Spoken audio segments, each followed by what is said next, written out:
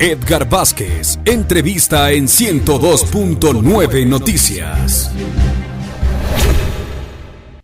A esta hora saludamos al coronel Renato González, director general del ISPOL. Lo saludamos a través de la vía virtual. Coronel, muy buenos días. Han pasado cerca de 2 años de investigaciones para que finalmente se extienda esta difusión roja para el señor Jorge Cherres, denominado El Mago, que está vinculado con uno de los peores desfalcos que se ha podido ver en la República en los últimos 50 años. $900 millones de perjuicio al ISPOL. ¿Cómo ha tomado la entidad esta medida sobre Cherres? Buenos días. Buenos días, Edgar, y un saludo cordial a todos quienes nos escuchan y nos miran. Con suma satisfacción porque nos devuelve la esperanza en el sistema de justicia ecuatoriano, como usted bien lo manifestó, luego de más de 2 años que se habían presentado las denuncias iniciales por allá el 5 de agosto del 2020, vemos un avance como este que permitirá, ojalá con la venia de la Organización Internacional de Policía Interpol, el proceder a la difusión roja, es decir, a la búsqueda y detención del señor Jorge Osvaldo Cherres Miño en alrededor de 190 países que integran esta institución, pero sobre todo tenemos claridad de que se encuentra en territorio mexicano, por eso aspiraríamos que en las próximas semanas exista la colaboración de las autoridades de ese país para que pueda ser detenido este sujeto. Y yo quisiera resaltar la labor que ha desempeñado el fiscal, el doctor César Suárez, quien de una forma muy acuciosa, muy valiente, ha estado predispuesto a continuar toda esta serie de investigaciones, no solo en el caso ISPOL, sino también otras de connotación social, como los sobreprecios en el hospital Teodoro Carbo, y destacar asimismo la labor de la jueza Yanela Norix, quien meses atrás fue la que emitió la medida cautelar de inmovilizar los $240 millones en bonos de deuda interna que se encuentran en el Banco Central indebidamente registrados a nombre de Naps Junco, pero que pertenecen al ISPOL. En definitiva, yo lo que le puedo decir es que estos casos son esa esperanza que el ecuatoriano común tiene en cuanto al sistema de justicia ecuatoriano y nos alienta a continuar en la lucha. ¿Cómo le consta que Cherres esté en México? Es un hombre que tiene muchos recursos, ¿no? Se hablaba que en primera instancia estaba en Miami, que ahí se radicaba. ¿Por qué es que ahora está en México? El señor Cherres estuvo en Estados Unidos hasta el mes de septiembre del 2020 y luego salió para México y desde ese lugar no se ha trasladado. Nosotros tenemos de fuentes muy confiables información de que él se desplaza entre el balneario de Cancún, entre Puerto Vallarta y entre Ciudad de México. De hecho, cuando estuvimos en un proceso de mediación en la Procuraduría General del Estado, él se identificó con la mediadora de que se encontraba en esa latitud, así que tenemos pleno conocimiento, estamos convencidos. Hace 2 semanas incluso recibimos una alerta de una persona que goza de toda nuestra confianza de que fue avistado en el balneario de Puerto Vallarta. Bueno, esperemos entonces que haya celeridad y colaboración, sobre todo en la Policía Internacional. Pero lo importante acá es cómo se mantienen los diferentes procesos de orden jurídico para defender los intereses del ISPOL. Eso es lo lamentable, Edgar, porque, como le digo, hay casos puntuales que podemos destacar, como el rol que ha desempeñado el doctor César Suárez o el doctor Víctor González por parte de Fiscalía o la señora jueza Yanela Norix. Pero en el Ecuador se han ingresado alrededor de 20 procesos investigativos que avanzan a un ritmo muy lento. El propio martes 23 de agosto debería reanudarse la audiencia evaluatoria y preparatoria de juicio en el caso de Cevale, es decir, en el que se está emitiendo esta solicitud de difusión roja. Y para octubre, o sea, todavía nos faltan 2 meses para que recién se trate de instalar la audiencia evaluatoria y preparatoria de juicio en el caso de Peculado en Quito por $216 millones en bonos con pacto de recompra. Y esos son los 2 casos que están más avanzados.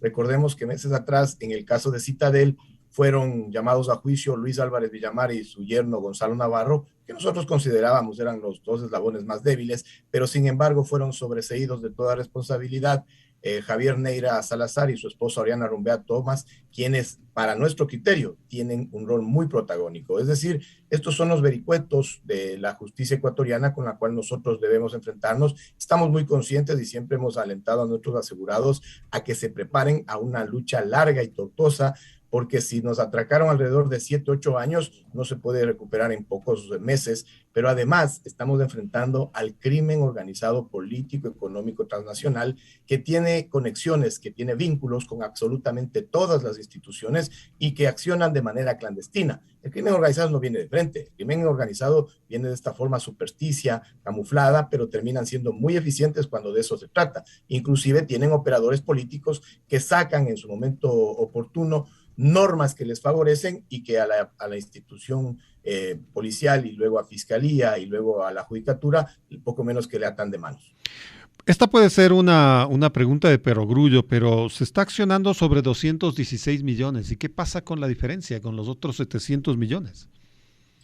El atraco nosotros lo hemos magnificado a una suma descomunal de casi 950 millones de dólares, que no es menor, es casi el 1% del Producto Interno Bruto ecuatoriano. Claro, sí, pero es una barbaridad de dinero, es terrible. Exactamente. O sea, esto incide directamente sobre el futuro de mediano plazo de la entidad. No solo eso, imagínense que el ISPOL tenía 1.550 millones de dólares y que le destajan 950. Si se trataría de una empresa, estaría técnicamente quebrada. Así es. La ventaja del ISPOL es que es un fondo previsional que acumula mes a mes los capitales y que el gobierno actual ha tenido la sensibilidad de transferirnos oportunamente. Por eso hemos recuperado liquidez y hemos podido nuevamente otorgar créditos, pero además no hemos fallado nunca en el pago de pensiones de nuestros asegurados. Sin embargo, debemos recuperar la mayor cantidad de esos 950 millones de dólares. Estaba hablando de 240 que están inmovilizados en el Banco Central y que aspiraríamos en las próximas semanas, porque en estas gestiones nos ha apoyado directamente el señor presidente de la República y estamos optimistas, confiados de que podremos recuperar ese capital. Más 25 millones de dólares que hemos recuperado en estos meses y otros valores, podríamos llegar a una cifra cercana al 30%. Adicionalmente, en Estados Unidos están confiscados por la justicia norteamericana 125 millones de dólares. Hay 40 millones de dólares unilateralmente retenidos por el Citibank Nueva York y también tenemos conocimiento de 25 millones de dólares que la Fisk Corporation, otra institución financiera involucrada en estos actos irregulares, le entregó a Chierres, aunque él les había manifestado que le pertenecían al ISPOL. Ahí bordeamos una cifra cercana a los 400, 500 o 600 millones, porque en los próximos meses también ya contaremos con este consorcio jurídico internacional que como misión fundamental tiene el rastreo y recuperación de los capitales en el exterior. Me dirá usted, pero después de los 950 y recuperando 500 o 600, todavía nos faltarán 350 millones de dólares. Claro, efectivamente, si estamos aquí haciendo cuentas.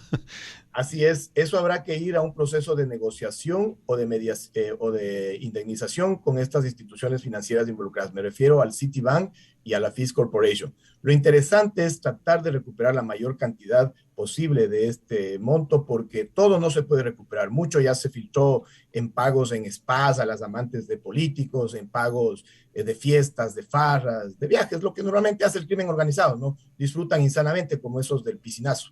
Claro. Ahora, la continuidad de las tareas y de la misión del ISPOL. Usted nos decía que se siguen pagando las pensiones, pero tengo entendido que subieron las tasas de interés para los nuevos créditos a los afiliados. También es importante resaltar este tema y gracias por toparlo. Mire, pero eso es una suerte de contingente ante la situación de probable iliquidez que le dejó el desfalco.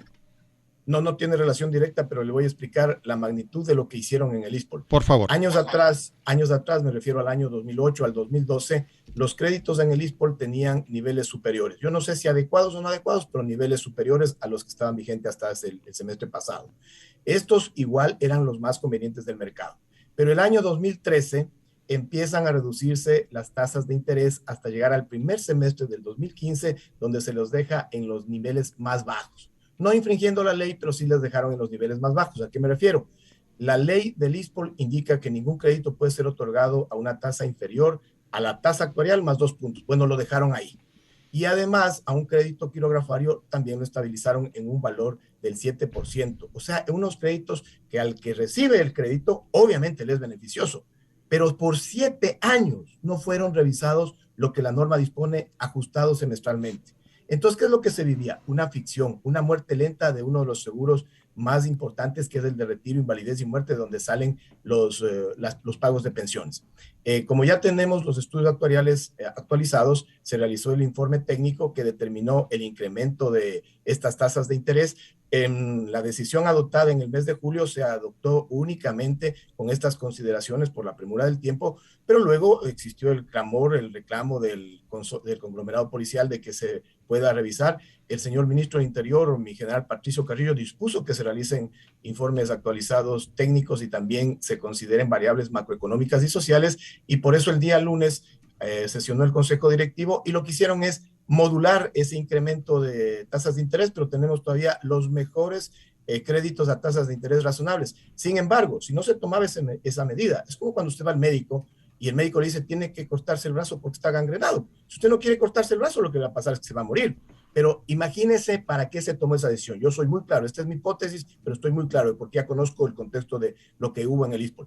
Lo hicieron para atenderle al conglomerado policial contento, engañado, distraído, con tasas de interés muy, pero muy convenientes, antitécnicas, pero que era una muerte lenta, para que no se den cuenta de cómo nos estaban trasquilando al interior del ISPOL. ¿Cuál es el rango del cambio en las tasas de interés? Por ejemplo, el hipotecario que tuvo una tasa del 6% sube al 7%, que es un incremento muy racional. El de mayor cuantía, que son préstamos de gran magnitud, se incrementaron del 7 al 8%. Los quirografarios los han mantenido en el 9.15% y un crédito comercial que era insostenible en el 7% se ha incrementado al 9.75%. Como usted puede ver, son tasas de interés muy convenientes, porque tampoco el ISPOL busca ser un competidor en el sistema financiero, pero sí debe tener ese punto de equilibrio entre sostenibilidad, que es el principio rector del ISPOL, rentabilidad y darle también un beneficio a nuestros asegurados. Debido al desfalco, en algún momento se ha llegado a la situación de que no se puedan atender a los afiliados, de que no se les pueda dar un crédito, que vayan, golpeen la puerta quien necesita en el ISPOL y ustedes tengan que decirle, no señor, no tenemos plata, nos robaron, o problemas en la atención médica. Las dos cosas. En el primer semestre del 2020 tuvieron que suspenderse los créditos en virtud de falta de liquidez y recién se los pudo retomar el mes de mayo de este año con un nuevo producto crediticio de un préstamo hasta 4 sueldos sin garante. O sea, tuvieron que pasar 2 años para que haya servicio. 2 años. Por eso es que yo le manifestaba que uno de los factores fundamentales fue recuperar la liquidez a través de que el gobierno nacional, cuando asumió sus funciones, tenía una deuda con el ISPOL de $370 millones y estas paulatinas transferencias nos han permitido reducirla a $130 millones al mes actual, que es una cifra completamente manejable y que debo reconocer la sensibilidad del economista, del doctor Simón Cueva, exministro de Economía y Finanzas, pero sobre todo el cumplimiento de la disposición del señor presidente de la República. Pero esa afectación, como usted ve, de 2 años sin créditos es un claro efecto del atraco. Otro es el precario estado en el que se encuentra el subsistema de salud policial, porque por varios años le pusieron una serie de normas en el ISPOL para poner obstáculos a la transferencia de recursos. Si a eso usted le suma que en los últimos 20 años se ha incrementado el número de policías con familiares, pero la capacidad hospitalaria ha sido la misma, tiene usted el estado actual del sistema de salud policial. ¿Están vinculados en los diferentes, en las diferentes judicaturas todos los que son responsables en el atraco, en el desfalco? Todavía no, porque recordemos que cuando uno habla de crimen organizado, tienen muchos títeres, pero los titereteros tratan de pasar inadvertidos. Lo que se ha hecho es aportar a las investigaciones con versiones, con datos, con documentos, con pruebas que permitan ir aumentando las vinculaciones. Ahora hay que ser claros también.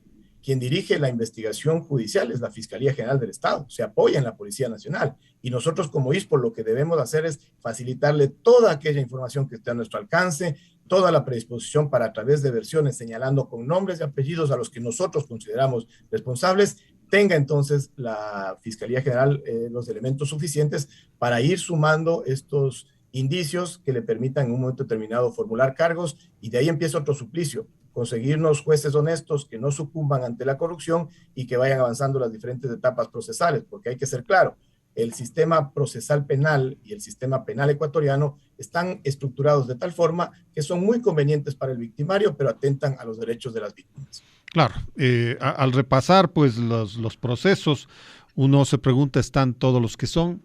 ¿Son todos los que están? ¿Verdad? O sea, este viejo adagio. Porque el afiliado y la colectividad quisiera ver a todos los responsables, por lo menos en la formulación de cargos. Nos encantaría a nosotros que se conjugue la verdad histórica, es decir, la realidad de los hechos, con la verdad procesal. Lastimosamente eso no ocurre. Hay una diferencia sustancial entre lo que realmente ocurrió y lo que Fiscalía en un momento determinado puede demostrar con pruebas e indicios ante los jueces. Pero en eso seguimos. Nosotros hemos aportado, usted ve que ha sido una permanente presencia en medios, en los juzgados, en las actividades donde se nos ha convocado con la finalidad, en primer lugar, de esclarecer lo que sucedió. Y casa adentro estamos tomando las medidas para que no vuelva a repetirse. Estamos fortaleciendo al gobierno corporativo, hemos implementado la norma de gestión de seguridad de la información ISO 27001 y ayer acabamos ya de adjudicar la contratación para que una consultora externa nos guíe en la implementación de dos normas fundamentales, la antisobornos 37001 y una que es nuevísima, que no la tiene ninguna institución pública en el Ecuador, la compliance 37301. ¿Qué es lo que buscamos?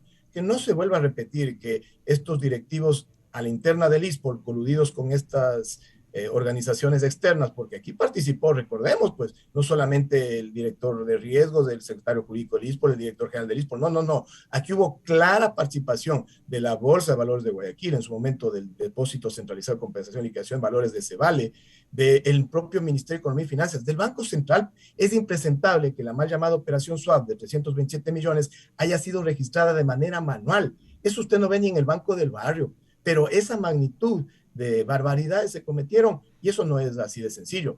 La laxitud que tuvieron en su momento los organismos de control como la Superintendencia de Bancos, la Superintendencia de Compañías, Valores y Seguros, que permitieron que todas estas transacciones que se daban aparentemente en el mercado bursátil tengan una serie de irregularidades. Pero es que hubo colusión realmente, no es un ejercicio inútil el regresar a ver para ver lo que ha sucedido. ¿Fue realmente una colusión o es que hubo una presión externa que obligó a los mandos del ISPOL a ejecutar las irregularidades? Nosotros estamos convencidos que esto se trata de delincuencia organizada en sus máximos niveles. Cuando usted encuentra en la asistencia penal internacional los mensajes de Jorge Chérez a John Luzuriaga, que era el director de riesgos del ISPOL en enero del 2016, y que ante un pedido de la Superintendencia de Bancos porque informen sobre esta mal llamada Operación Swap, la de 327 millones, Chérez le dice a Luzuriaga, mira, mándales esto, esto otro, y discúlpeme el término, ya cabréate porque yo tengo línea directa con el Ministerio Interior. ¿Sabe quién era el ministro Interior? El doctor José Ricardo Serrano Salgado, pues, y si los ecuatorianos no recuerdan el rol que desempeñó este sujeto en el gobierno antepasado, entonces no terminarán de entender que esto es delincuencia organizada en su máximo nivel. ¿Y por qué este señor no está justamente dentro de los cargos de las judicaturas? Por lo que yo le indiqué, eso es responsabilidad de la Fiscalía General del Estado, el lograr conseguir todos los indicios y pruebas que los puedan vincular. Pero le recuerdo, hay transferencias en la asistencia penal internacional de dineros del señor Jorge Chérez a María Paula Christiansen, que es una persona muy cercana a José Serrano Salgado. ¿Se ha llegado a explicar eso judicialmente? No. Por eso le digo, hay una diferencia entre la verdad histórica y la verdad procesal, lo que sí puede demostrarse jurídicamente. Muy bien, coronel. Esperemos pues tener mejores noticias para el ISPOL en los próximos días, en las próximas horas quizá. Gracias por su tiempo, gracias por su intervención. Gracias a usted. Permítame hacer un anuncio fundamental. El día lunes vamos a reabrir los créditos de hasta $25,000 y hasta $35,000 para nuestros asegurados. Es una noticia muy grata y estoy convencido, como le explicaba, que en las próximas semanas podríamos ya recuperar los $240 millones del Banco Central. Un gran día, un abrazo. Perfecto. Muchas gracias, coronel. Ha sido el coronel Renato González, director general del ISPOL. Son las 7 de la mañana con 40 minutos.